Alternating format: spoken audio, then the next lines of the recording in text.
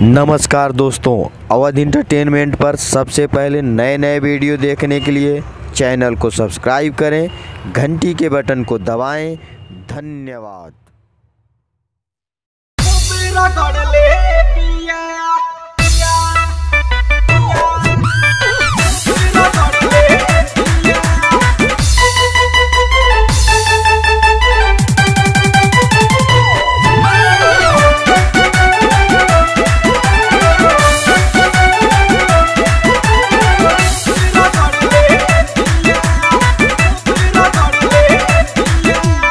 हर पिचकारी के लैले रही सपोर्ट कर दिया।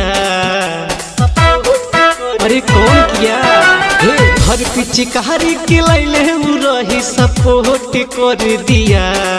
सैयद देवरा के सुना, सैयद देवरा के यारवा हमके खूब रगड़ ले पिया। सैयद देवरा के यारवा हमके खूब रगड़ ले।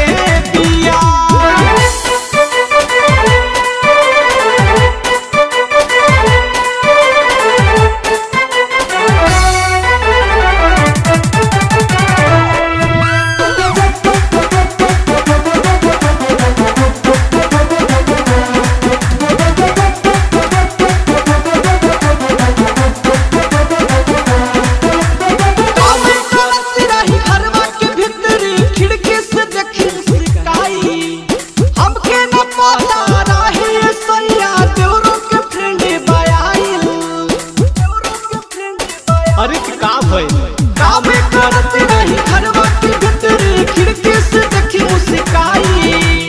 हमके न पता रही सैया देवर के दोस्त बायाइल। सासू जी बहरा से हमके बोलैले ते मौका के साथ लिया। सासू जी बहरा से हमके बोलैले ते मौका के साथ लिया। सैयद देवरा के सुना, सैयद देवरा के यारवा हमके खूब रगड़ ले पिया। सैयद देवरा के यारवा हमके खूब रगड़ ले पिया।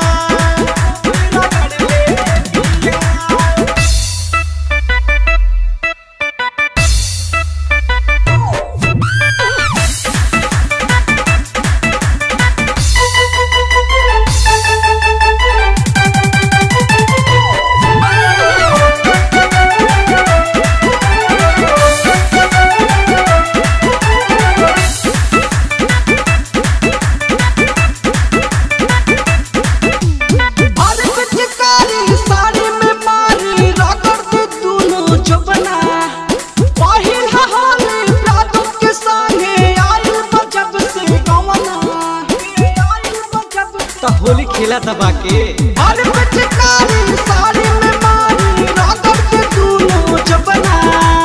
बाहिर हाली बातों के सामने आई बजब से गवना।